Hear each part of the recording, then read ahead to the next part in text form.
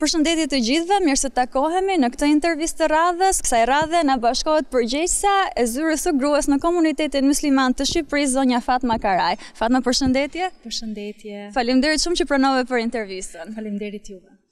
Unë doja ta nisja intervistën me një pyetje, sepse kë më mirë se sa kryetaren e zyrës së gruas mund të ma shpjegoj këtë, si e ndan një grua muslimane kohën mes përgjegjësive për familjen, karrierën dhe jetën e saj personale? Ajo që mua më ndihmon që ta ruaj këtë balancën midis familjes, punës, jetës time personale, është menaxhimi i mirë i kohës, do të thosha. Ne kemi një porosi në fen islame, profeti jon i nderuar na porosit kështu. Në dy gjëra thot njeriu është i humbur, në përkushtimin ndaj shëndetit, pra mos përkushtimi ndaj shëndetit dhe harxhimi i kohës.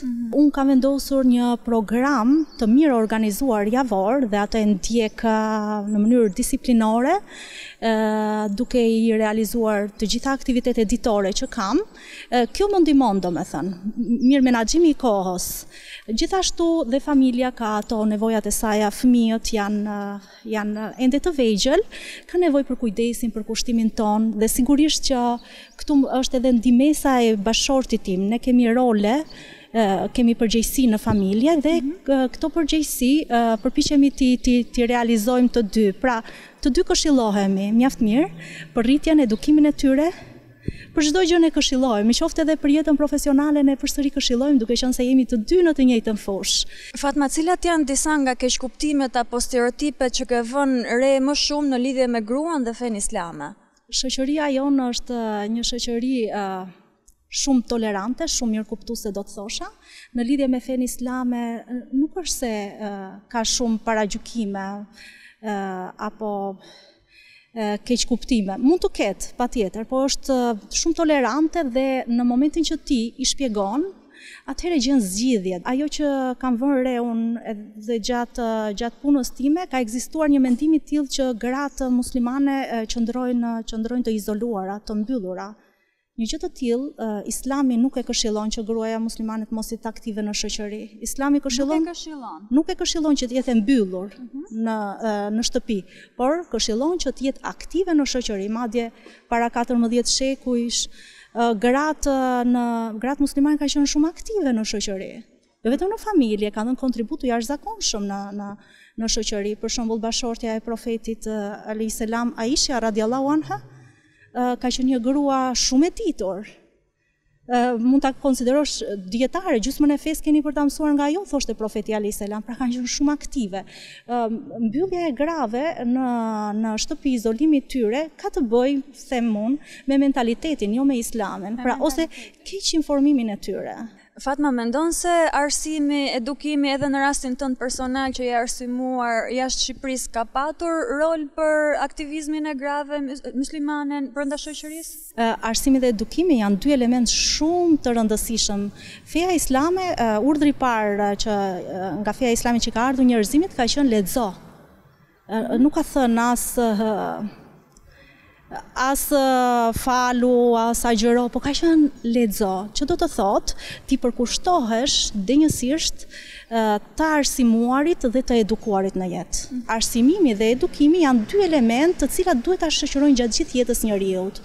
Duhet të ecin paralel të dy, sepse po të marrim këtë pjesën thjesht arsimimin, pa edukim përsëri njerëzit mund ta keqpërdorin dijen. Prandaj dhe për një grua, si arsimimi dhe edukimi janë gjërat më themelore, jo vetëm për një grua, por për të gjithë njerëzit. E forcojnë atë, e fuqizojnë edhe më shumë. Dhe grua si shkon shumë pjesa e edukimit, sepse ajo do të bëhet edhe nën nesër. Që prej kohës që ke marrë drejtimin e zyrës së gruas në komunitetin musliman të Shqipërisë, cilat janë disa nga problematikat që ke vënë re brenda komunitetit? Ajo që, sepse kam gati 10 vite që punoj te zyra e gruas në komunitetin musliman, dhe gjëja e parë që doja të bëja ishte të njihesha me gratë besimtare, por jo vetëm, me gruan shqiptare në përgjithësi. dhe atë besimtare në veçanti, doja të njihesha, të krijoja kontakte të afërta me to, gjithashtu të njihja formimin e tyre, problematikat e tyre. Dhe ajo që unë vura re, duke shëtitur qytet me qytet, sepse organizonim aktivitete të ndryshme, ishte që gratë muslimane nuk bëheshin, nuk organizoheshin, pra qëndronin të izoluara në shtëpi, është ajo që ju thash pak më përpara. Kjo ishte një keq orientim që kishin marrë në lidhje me fenë islame, sepse një gjë të tillë Islami nuk e këshillon. Gruaja duhet të jetë aktive, duhet të japin kontributin e saj moral dhe profesional në shoqëri. Dhe ishte shumë e vështirë të punoje, duke qenë sepse ato e kishin keqkuptuar totalisht Islamin. Dhe na u desh mund përpjekje të mëdha që ne të ngrinim zërin duke organizuar konferenca, simpoziume të ndryshme në lidhje me problematikat e gruas, duke i treguar atyre nëpërmjet këtyre eventeve rolin e tyre që duhet të kenë, qoftë në familje, në shoqëri, vendin që Islami i ka caktuar atyre, qoftë në familje dhe në shoqëri, përgjegjësitë e tyre, detyrat e tyre, të drejtat e tyre. Jo vetëm kaq, domethënë, por ne në për këto konferenca dhe simpoziume flisnim edhe për fenomene të cilat ishin të përhapura në shoqërinë tonë, të cilat kishin të bënin me grua, siç është dhuna ndaj gruas, siç është roli i gruas në lidhje me ekstremizmin e dhunshëm, e shumë aktivitete të tjera. Pra, me pak fjalë ne donim të ndërgjegjësonim jo vetëm gruan, por gjithashtu dhe gjysmën tjetër të shoqërisë që janë burrat, do me thënë të gjithë opinionin publik. Gruan sot e gjejmë për shembull në fusha të ndryshme, thash, mund të jetë një gjyqtare, mund të jetë një shkencëtare, gruaja muslimane kjo, mund të jetë në fushën e mjekësisë, në fusha të ndryshme, do me thënë, mund të jetë një drejtuese, një biznesmene, Pra, roli i saj është tepër i rëndësishëm në shoqëri. Fatma, unë e di që në Islam çështjet e martesës së detyruar të vajzave nën moshë nuk është e lejuar, megjithatë është një problem që ekziston. Si trajtohen këto probleme sot? Po, është e vërtet kjo që thatë, në Islami faktikisht nuk është se cakton moshën e martesës, absolutisht. Ajo ndryshon, do me mosha e martesës ndryshon nga një shoqëri në një tjetër, nga një kulturë në një tjetër, nga një mentalitet në një tjetër. Nuk e vendos Islami. Islami thjesht këshillon, ka disa kritere në lidhje me martesën. Si për shembull, Islami i këshillon njerëzit që të martohen me vullnetin e tyre të lirë, pa imponim. Nëse dikush vendos ta martojë vajzën në moshën 9, 10, 12 vjeç, kjo s'ka të bëjë me vullnet të lirë. Ky është imponim, domethënë, drejt për së drejti ky është imponim. Ky është njëri nga kriteret e Islamit. Një kriter tjetër në lidhje me martesën është që mes çiftit të mos ketë shumë diferencime, që do të thotë mos kenë diferencime, jenë të përafërt formimet e tyre si në aspektin fetar, aspektin kulturor, moral, në aspektin arsimor. Kjo për të vetmin arsye që mes tyre të mos ketë barriera të nesërmen.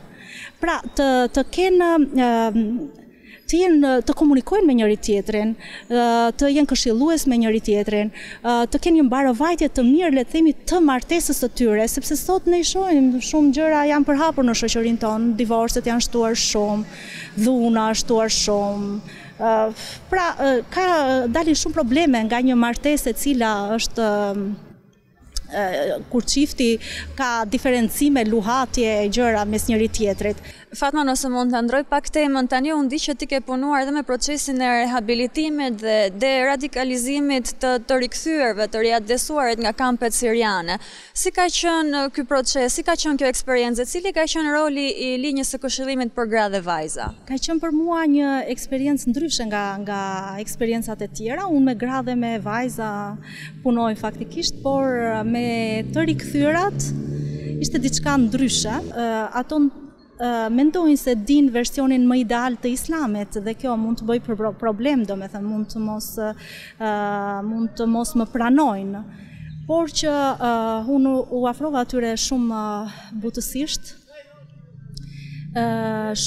pa paragjykuar, absolutisht nuk është kjo pjesë e karakterit tim as e punës time.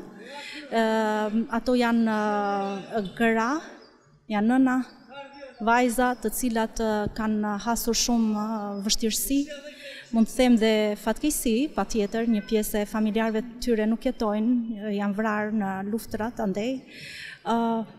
fëmijët kanë ngelur jetim, një pjesë e fëmijëve ende nuk janë rikthyer këtu, janë në përburgje, pra janë gra e nëna të cilat kanë hasur plot ngjarje trishtuese, le të themi. Dhe ajo që kam bërë është t'i afrohem ngadal duke i njohur fillimisht anën psikologjike dhe emocionale të tyre. Dhe më pas fillova të veproj, të shpjegoj cili është Islami joni vërtet, çfarë na këshillon kjo fe e bukur, pra gjëra të cilat ato mund të kenë keq informime, le të themi, u përpoqja që t'ja sqaroja në një farë mënyre, por unë vërtet u gëzova shumë kur shikoja që këtyre grave të pambrojtura, të vuajtura, linja e këshillimit për vajza dhe për gra u ka qëndruar shumë pranë dhe ka ofruar shërbime të jashtëzakonshme, le të themi, qoftë në pjesën arsimore, në pjesën e të ushqyerit, të veshmbathjes, pjesën psikologjike, pra të gjitha llojet e shërbimeve, linja e këshillimit për vajza dhe për gra ja ka ofruar këtyre grave dhe është vërtet për të përgëzuar. Ky institucion ka qenë një mbështetje shumë e madhe për to, sepse vërtet ato kanë shumë nevojë, duke qenë se janë të vetme, janë edhe gra kryefamiljare, le të themi, pa bashkëshort me fëmijët tim, ka nevojë për një mbështetje të tillë dhe më së miri këtë ja ka dhënë linja e këshillimit. Përveç keq informimit, çfarë vure re tjetër te këto gra dhe fëmijë që ishin të rikthyer? Tani, gjë e parë që mua më ra në sy, edhe pse e mendoja, ishte në impakt të parë është veshja, domethënë veshja e tyre nuk është një veshje e cila përkon me veshjen e një grua muslimane shqiptare. Është pak ndryshe, është veshje të errta, në të zeza, po, fytyra të mbuluara, duart me dorashka. Pra, është një veshje që shoqëria jonë e ka të vështirë, domethënë për shtatet, le të themi, por që është zgjedhja e tyre. Kjo më bëri përshtypje, gjëja e parë. Pastaj jeta e tyre e mbyllur, e izoluar, ndoshta dhe mënyra e jetesës atje ku kanë qenë më përpara ka qenë e tillë dhe i shikoja pak aktive, domethënë, shumë pak dinin në ambientet e jashtme, edhe pse ambientet ishin shumë të bukura. Që tjetër... Kishin trauma apo gjendje mendore të rënduar? Pikërisht, këtë do thosha, unë nuk shikoja dot buzëqeshje në fytyrat e tyre. Nuk e pash këtë, edhe pse përpiqesha ta ndryshoja bisedat, përpiqesha t'i bëja pak të gëzuara, po përsëri shumë pak buzëqeshnin. Brenda vetes tyre kishin plot ngarkesa të mëdha psikologjike, le të them se nuk është e lehtë. Është një plag shumë e madhe për to, por ajo që më bëri shumë përshtypje ishte forca e madhe shpirtërore që ato kishin, shumë të forta, si e përballojnë këto gra, thosha, gjithë të vuajtje të madhe dhe ende nuk janë bashkuar me fëmijët, një pjesë të tyre kanë në përpurgje. Si është gjendja mendore e tyre tani? Në këto ditë, për shembull, ka plot përmirësim. Po të shohësh, ka përmirësim, sepse siç e përmenda edhe më përpara, linja e këshillimit për vajza dhe për gra u ka qëndruar shumë pranë, nuk ka lënë asnjë boshllëk. I ka mbuluar gjitha ato kërkesat, nevojat që mund të kenë ato për momentin. Fëmijët, për shembull, janë futur në shkolla, kjo është një gjë shumë e mirë, pak të vështirë dhe janë ndier pak të paragjykuar fëmijët adoleshent, duke qenë se kanë shumë mangësira në pjesën arsimore, nuk janë futur dot me moshatarët e tyre, por janë futur me nxënësit më të vegjël, që ka qenë pak e vështirë, por përsëri një gjë e mirë domethënë që kanë mundur ta pranojnë këtë dhe të vazhdojnë arsimin. Pra të vazhdosh arsimin ishte qëllimi jon kryesor. Fatma, në çfarë të integrimet janë gratë dhe fëmijët e rikthyer sot dhe çfarë impakti ka pasur puna e linjës së këshillimit këtu? Le të themi janë në fazën e përmirësimit. Patjetër ka plot përmirësime tek këta. Pjesa e ambientimit me shkollën që u krye, gratë janë më tepër aktive se sa kanë qenë më përpara.